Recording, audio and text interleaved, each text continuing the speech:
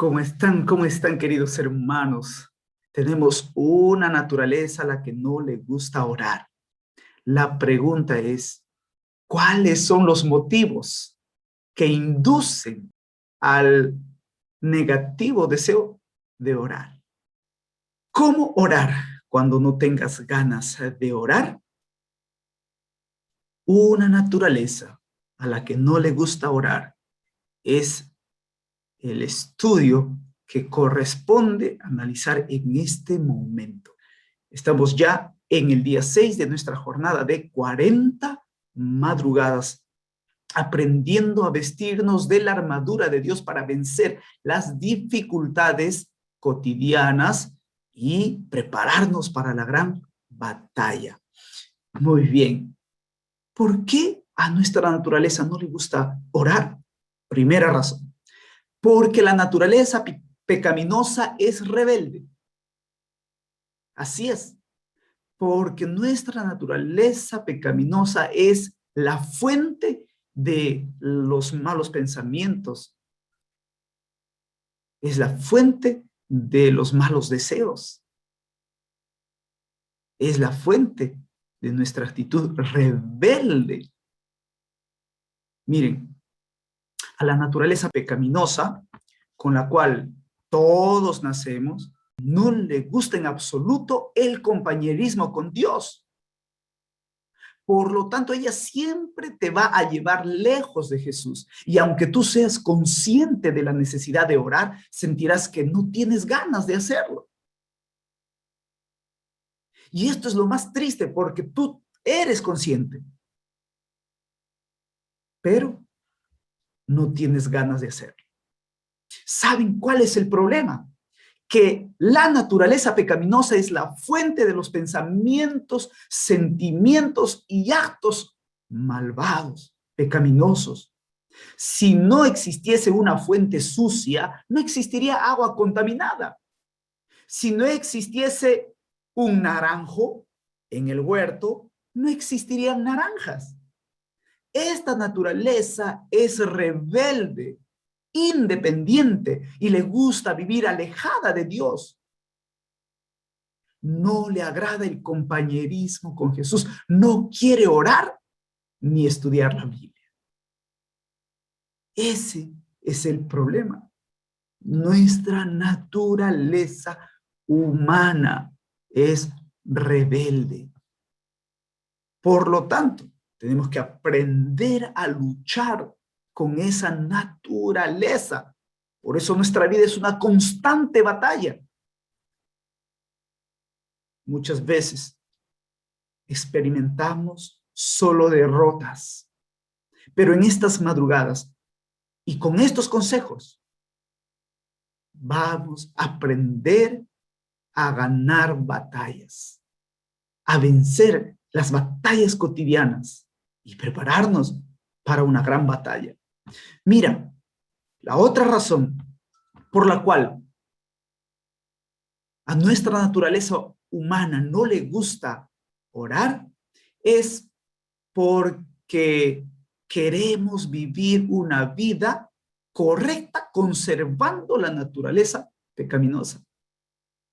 Desear vivir una vida recta, pero conservando la naturaleza pecaminosa, es un gran peligro. La peor ingenuidad que se le puede ocurrir al cristiano es querer vivir una vida correcta, conservando dentro de sí la naturaleza pecaminosa. Eso es lo peor que el ser humano puede hacer. Por más que quieras obedecer al Señor, no lo vas a lograr. No puedes alcanzar estos ideales de tener una vida correcta, pero conservando dentro de ti la naturaleza pecaminosa viva, encendida. ¿Qué hay que hacer? Apagarla.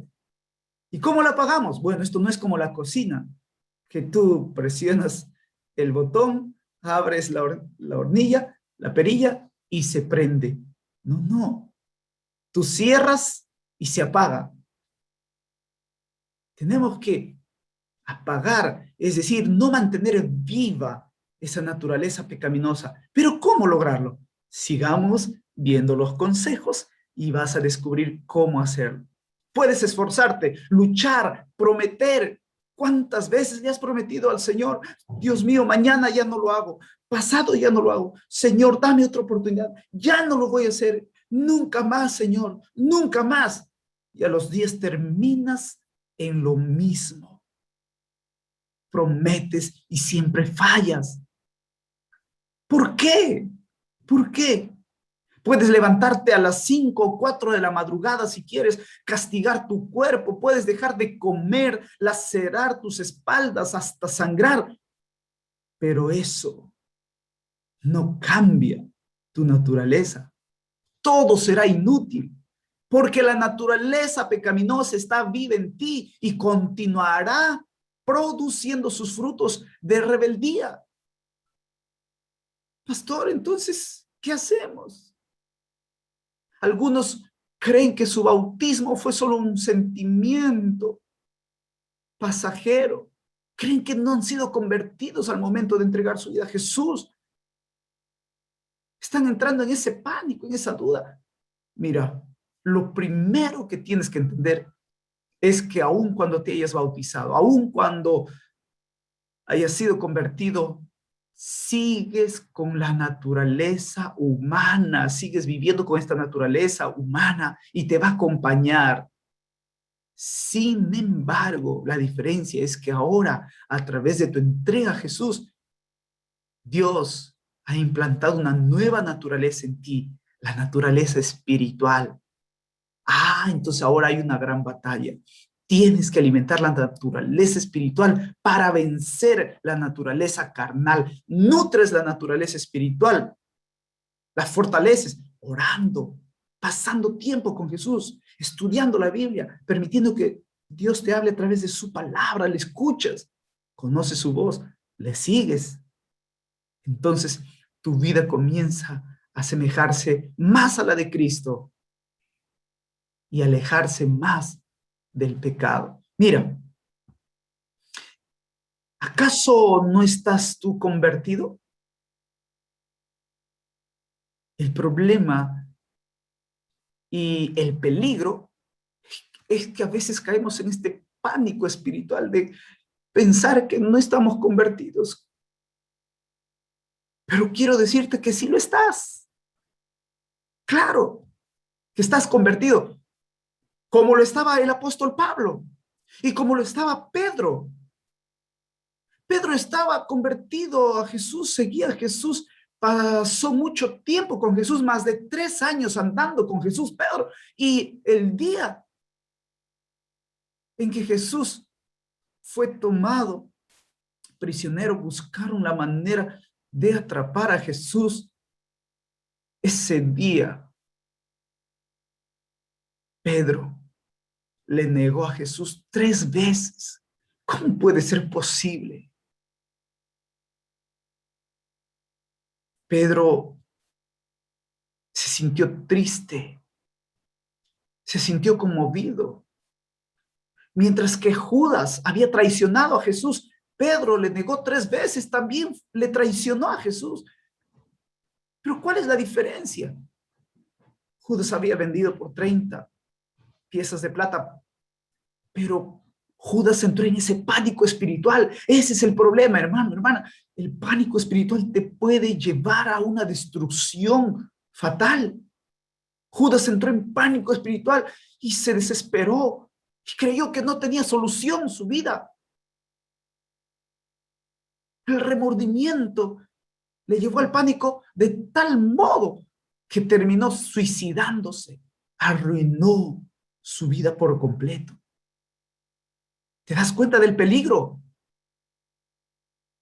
Ten cuidado porque puedes arruinar por completo tu vida, tu felicidad, tu salvación.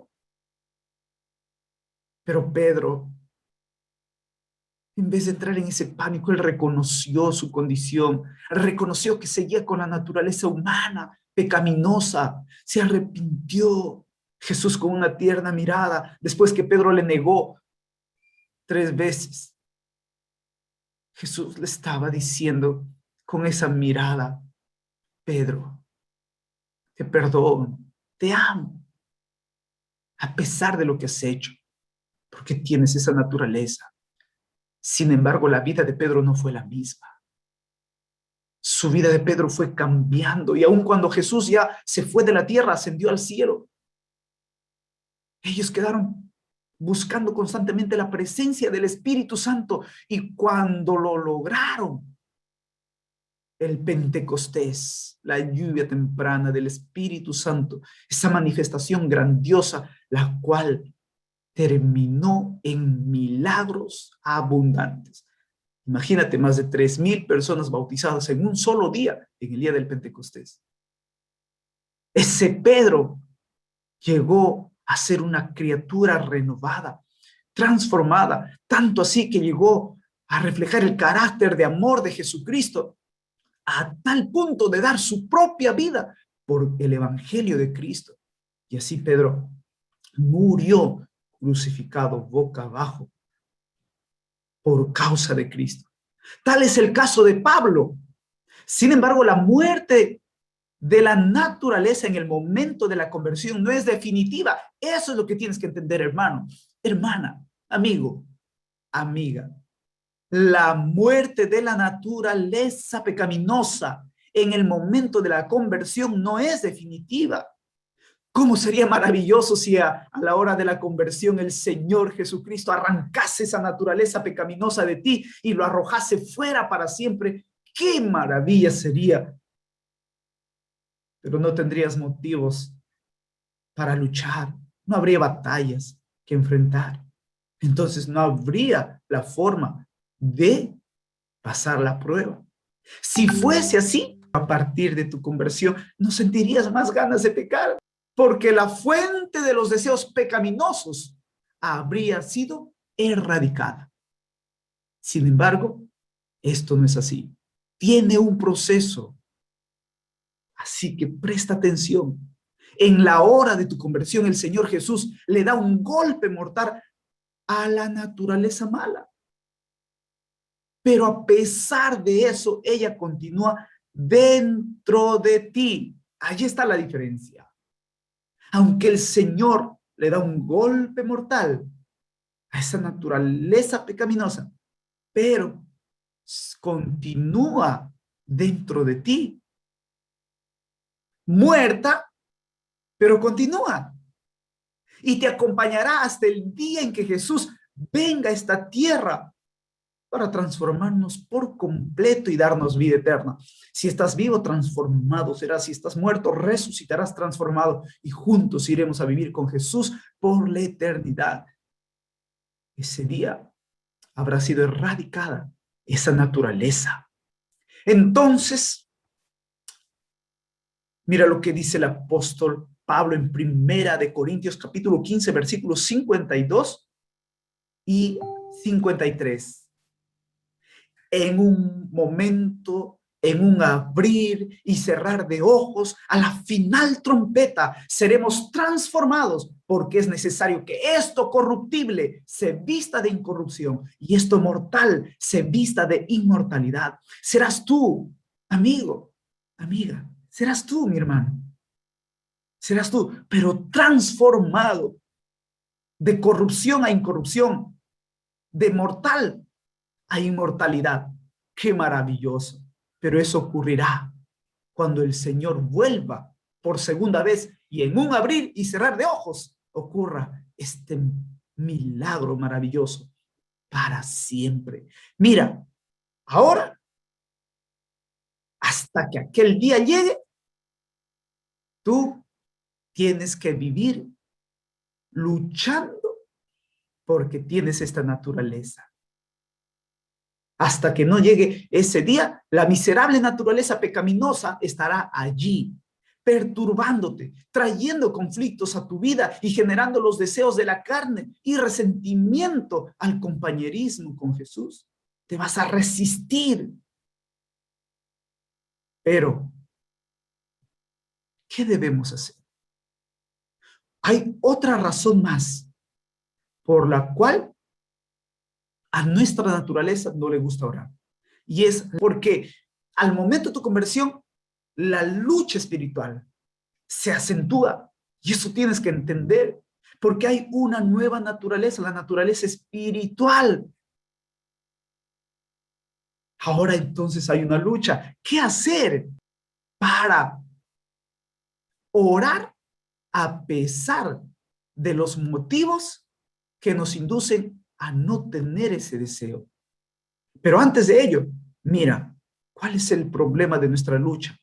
Pablo también luchaba. En la Biblia encontrarás que Pablo también sentía lo que tú sientes. La vida espiritual del apóstol nunca fue un mar de rosas. Él se convirtió camino a Damasco mientras perseguía a los cristianos. ¿Recuerdas tú? Pablo perseguía a los fieles cristianos y en ese camino hacia Damasco para perseguir, echar en la cárcel, él llevaba cartas, autorizaciones para perseguir a aquellos cristianos. Y allí se encontró con Jesús. En esa agreste ruta se encontró con Cristo.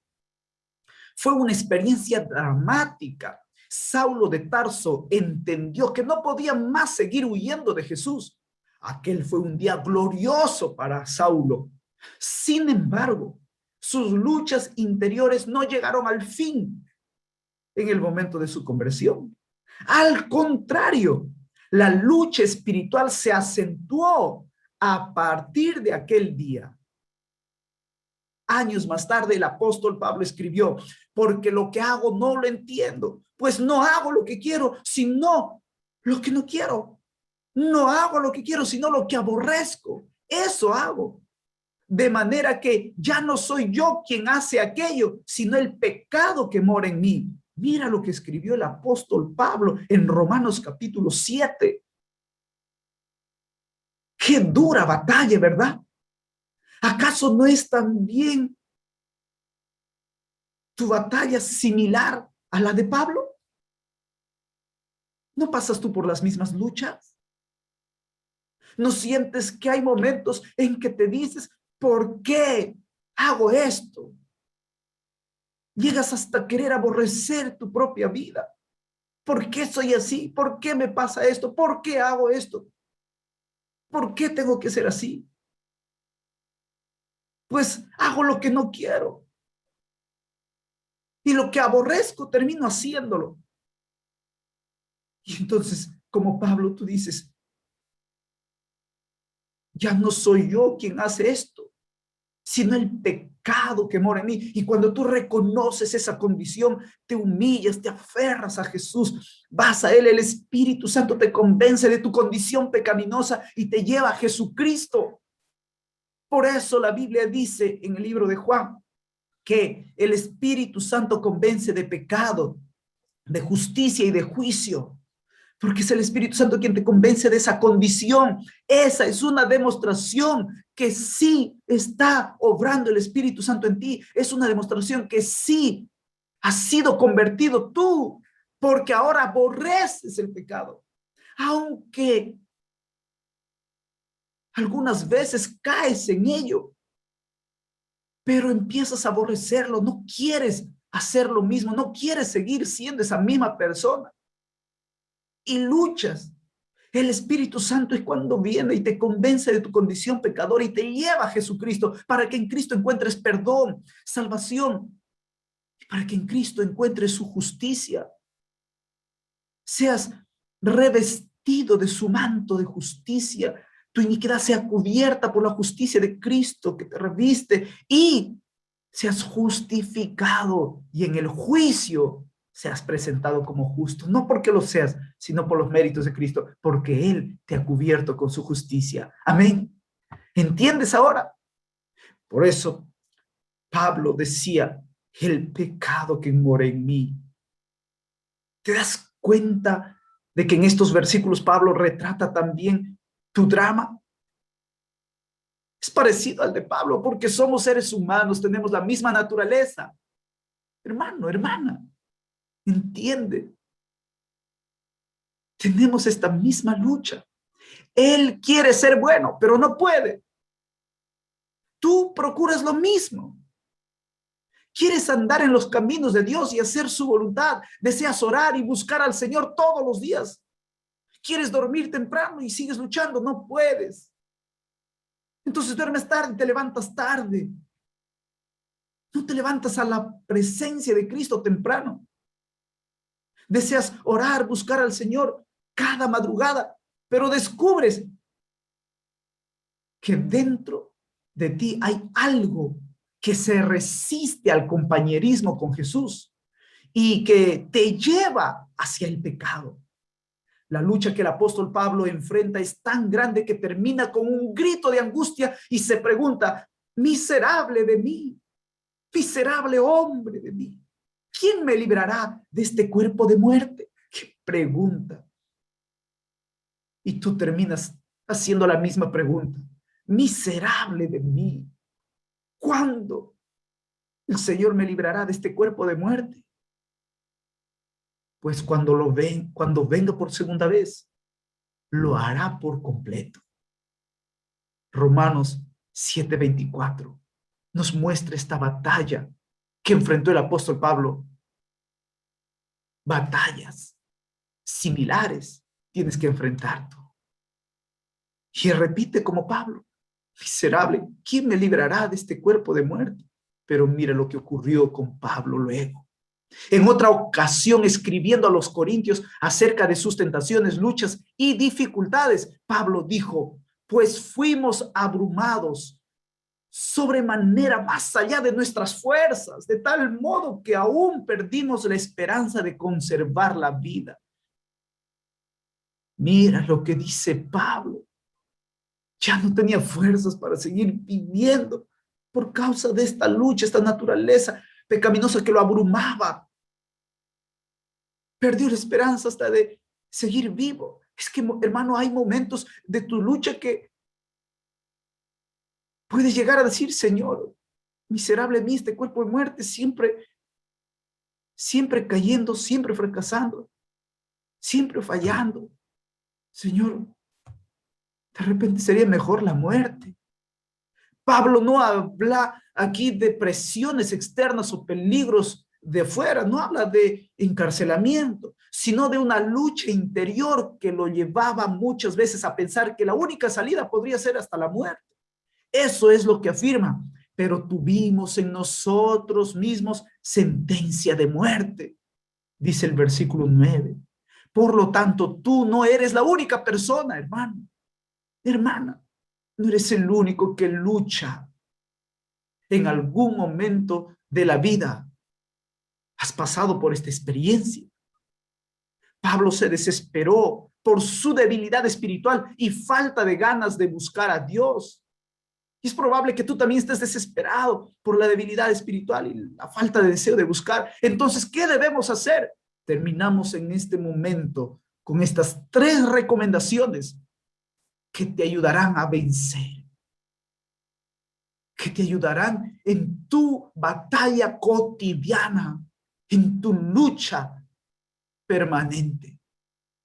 ¿Qué debes hacer? Cada día tienes que hacer esto.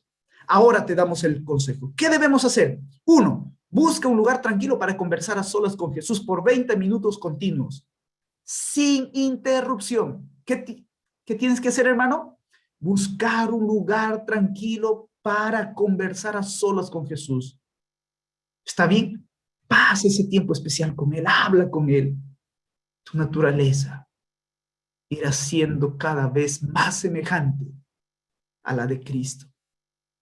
2, habla con Jesús sobre motivos que te inducen a no orar. ¿Cuáles son esos motivos que quitan en ti el deseo de orar?